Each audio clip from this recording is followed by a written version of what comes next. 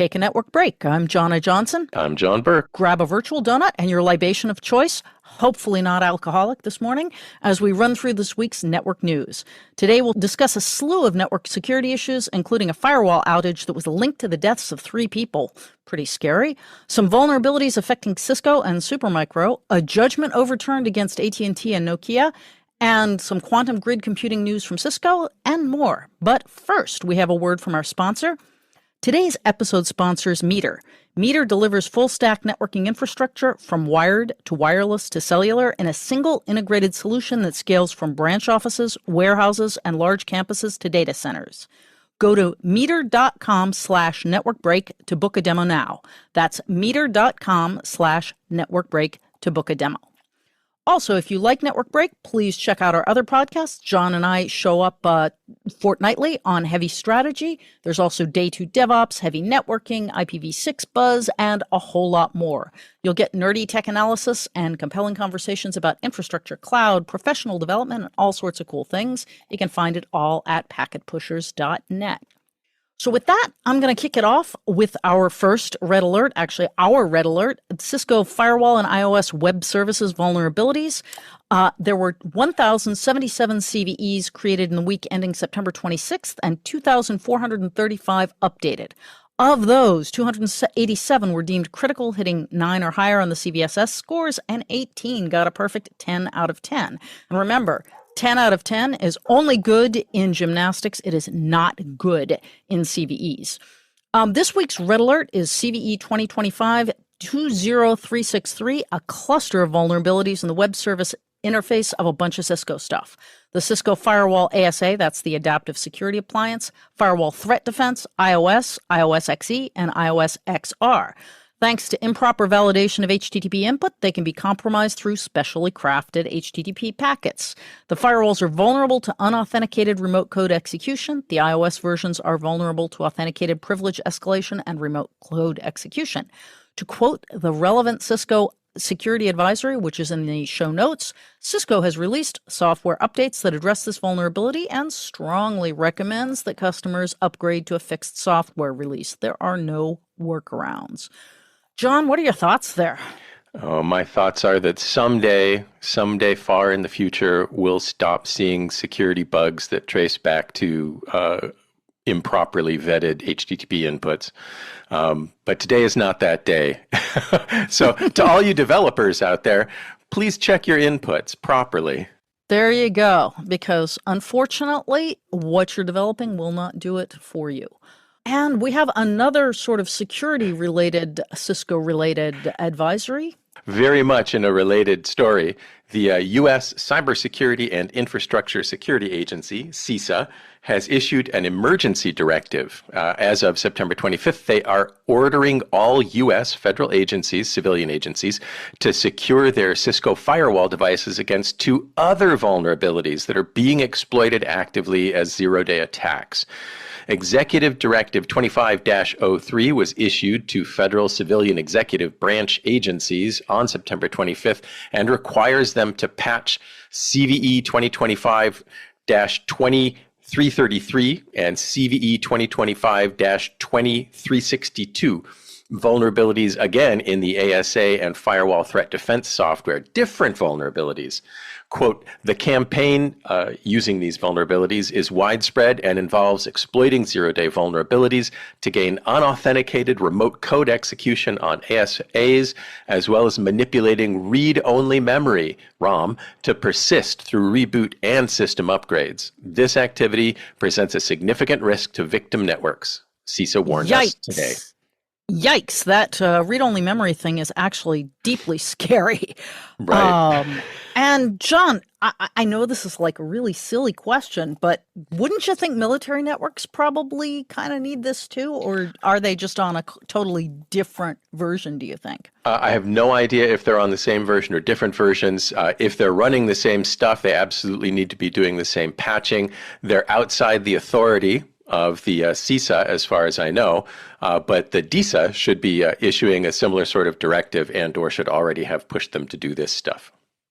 Yeah, and presumably they wouldn't actually share that with us because there's no need to know. So, absolutely. Now, So sticking with the theme and on a cautionary note regarding doing firewall upgrades, we have the firewall upgrade that may have killed 3 people. Staff at Australian telecommunications operator Optus had inadvertently cut off emergency calling services with a firewall upgrade.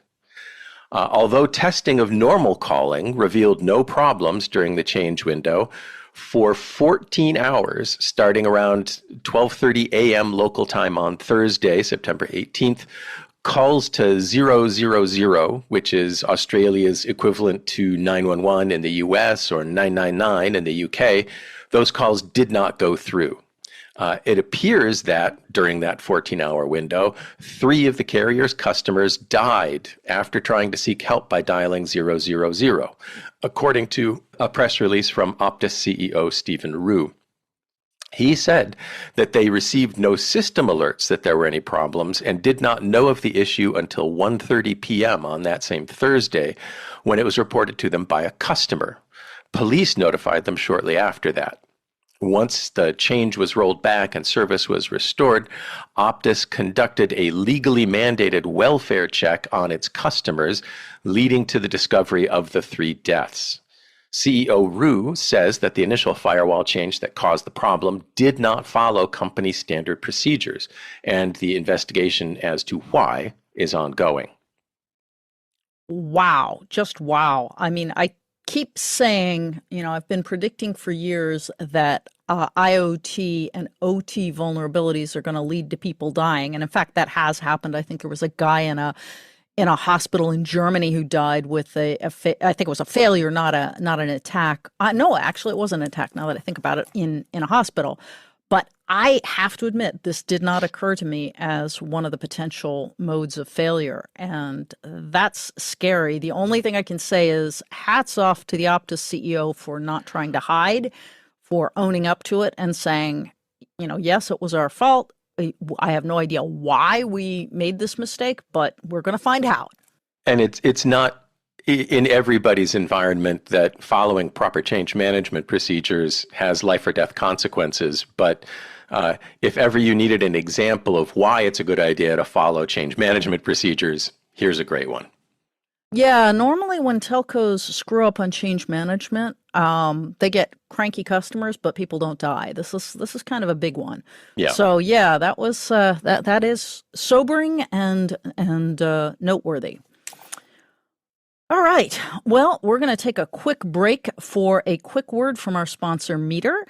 Meter delivers full-stack networking, wired, wireless, and cellular to leading enterprises. It's a single integrated solution with everything included, and I do mean everything. ISP procurement, security, routers, switches, wireless APs, firewall, cellular, power, DNS security, VPN, SD-WAN, and multi-site workflows, all together, all integrated. Meter has designed the hardware, written the firmware, and built the software. It is a truly integrated solution. And alongside its partners, Meter designs, deploys, and manages everything required at your site or sites so you get performant, reliable, and secure connectivity. If you're ready for fast, secure, and scalable connectivity without the complexity of managing multiple providers or tools, it's time to check out Meter. Go to meter.com/networkbreak to book a demo now. That's meter.com/networkbreak, all one word, to book a demo. Thank you again to Meter for being a sponsor. Now, back on the happy sunshine news. Yeah, right. We have. I don't think we have happy sunshine news this week. Maybe for AT&T, as we'll see later. We have a similar kind of a security story, but this time from the data center and specifically from the server end of the world, where Supermicro baseboards have been shown to be vulnerable to compromise. Researchers at firmware security company Binarly have discovered a bypass for a security patch that Supermicro issued earlier this year to address CVE 2024-10237, along with another vulnerability identified as CVE 2025-6198. The context is that Supermicro servers, motherboards, and data center hardware use Supermicro's baseboard management controller, or BMC software, to allow staff to manage the equipment and the firmware on it, even when the systems are powered off. It also allows for remote system monitoring and is broadly used by Supermicro customers, both service providers and enterprises. The vulnerabilities that Binarily discovered allow attackers to bypass the system's root of trust verification logic and to put corrupt and maliciously crafted software images into the firmware on the boards, and to compromise not just the board level, but the next level up, the operating system level. At this point, unfortunately, Supermicro does not have a fix for this problem. So far, however, there are also no reports of exploits in the wild. Of course, if any hackers are listening to us, that's going to change in 3, 2, 1.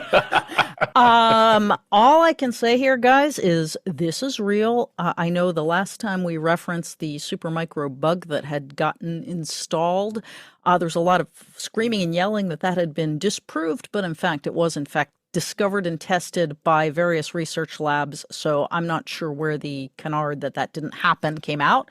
So I just want to encourage people to believe that this really is a real thing. This is not a made-up bug, and in fact, it is fairly concerning.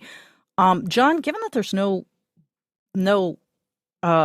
fix, what would you suggest people do? It may be possible to monitor the BMC itself and see that it has not been used to do anything. Watching for unexpected activity in the controller itself will at least give people a fighting chance of seeing that something's gone on, even if they have little recourse to prevent it or fix it. Yeah, that does make sense. Monitoring for suspicious behavior is about the only thing you can do at this point. So yeah, if you're using Supermicro, you probably want to pay attention to this. All right, well, I guess that's enough gloom and doom. If you happen to be AT&T and Nokia, you're probably breaking out the champagne right about now, because the U.S. Appeals Court just overturned a $166 million judgment against the two companies. A little bit of history. Back in 2023, a jury in Marshall, Texas, found AT&T and Nokia in infringements of patents held by Finesse Wireless, what a name, and awarded Finesse $166 million in damages. This week, a U.S. federal appeals court found that verdict to be an error. And for network geeks, this is actually very interesting, their logic. They said the plaintiffs had failed to meet the burden of proof of infringement and, in fact, had ignored clear physical impossibilities in the expert testimony supposedly demonstrating it. What did they mean by that? In essence, the infringement claim relied on the assertion that Nokia's gear and the AT&T network analyzed two different signals together to reduce the effects of interference, pointing at Nokia's documentation of board functions. However, Nokia experts retorted, and the appeals court agreed, that the expert giving testimony had failed to see that the signal analysis in question took place with only one signal. The other one wasn't being enfolded into the data flow until after the analysis took place, and therefore the patent was not infringed. That's a weird one, John. What are your thoughts? I have to agree. It's a little strange that it got this far, given that was the root of the overturn. That should have been obvious at trial time and demonstrable in court at the time.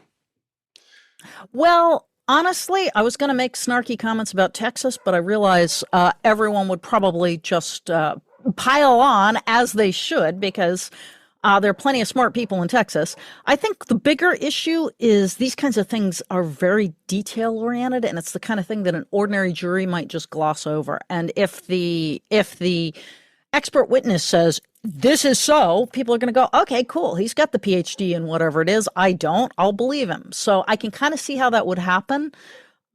Shame on the expert witness, whoever he or she was. But there we have it. I'm glad sort of justice prevailed in this particular case. The wheels ground slow, but yeah, right? We got there. Yeah, well, it's not that bad. It's, let's see, that was in 2023. So it's what, 2.5 years? Not too bad. Possibly 3, but.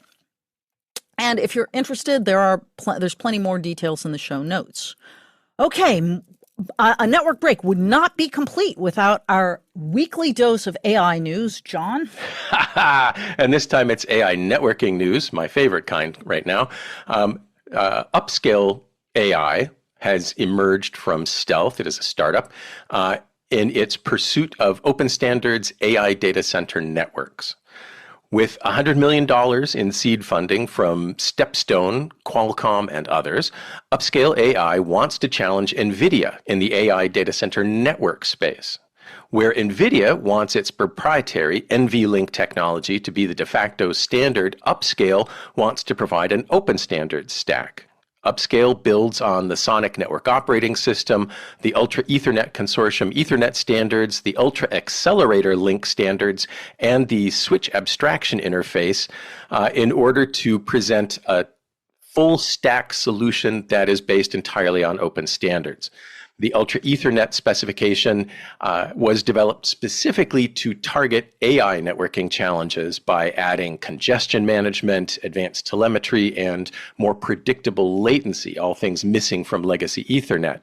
The UA Link standard applies to interfaces for accelerator interconnects, and it is a part of the stack that is very directly aimed at breaking dependence on NVLink, which is an equivalent solution.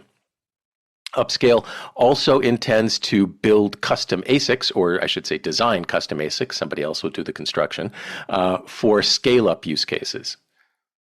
So basically, John, these guys are chip vendors, OS vendors, software. I mean, these guys are a combination of chip, OS, and software technology. Exactly. Again, going for the full stack down to hardware for certain use cases and trying to provide a completely open standards version of the stack that's needed to make it all run. I mean, I do understand there's a huge bubble of AI investment. What do you think about the whole integrated stack approach to AI networking in data centers? Do you think it makes sense here? I actually do. And I look at, historical precedents, things like Linux, which was built of a whole big pile of open standard stuff and then introduced more open standard stuff on top of it and kind of became the backbone of data centers in the world. I think something similar could happen in the AI networking space. NVIDIA has a huge start on this and a huge invested base and a huge set of people who are familiar with their standards, working with their standards, and committed to them. So there's a big hill to climb to become a viable option in this space on the business side, but on the technological side, I don't see any major challenge. Which is kind of interesting, and this also puts NVIDIA's investment in Intel from last week's news in greater context, because one of the big things NVIDIA is doing is actually building its NVLink into the Intel chips. So I guess another way to look at that is to say, hey, NVIDIA is kind of hedging its bets against startups like these guys, like Upscale AI. Want to build a wall and put a moat around them all, and maybe some barbed wire on top, and yeah. Exactly. Well, that is actually going to be super interesting to keep an eye on. So for folks who are in the process of building data centers, they should probably be paying attention to this, because it looks like they're going to be moving very rapidly, and decisions of what hardware to put in your data center probably are going to need to be made.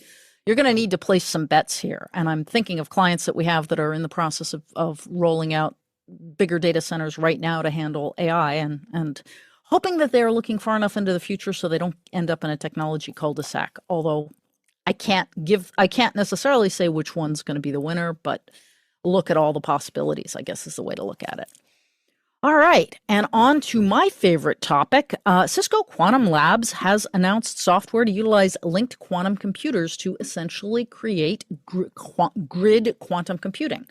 On September 25th, Cisco announced software for making use of connected quantum computers as a distributed quantum computing platform.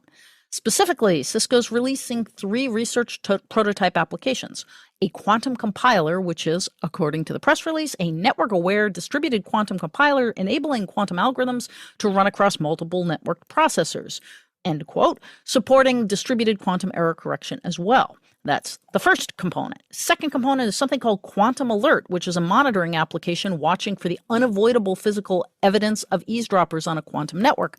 Just a reminder, one of the great benefits of quantum networking is an unauthorized viewer cannot see something and hide his or her tracks.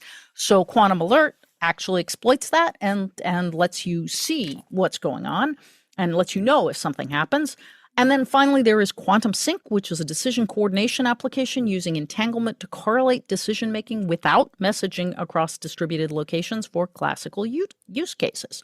Again, using another fundamental capability of quantum, which is entanglement.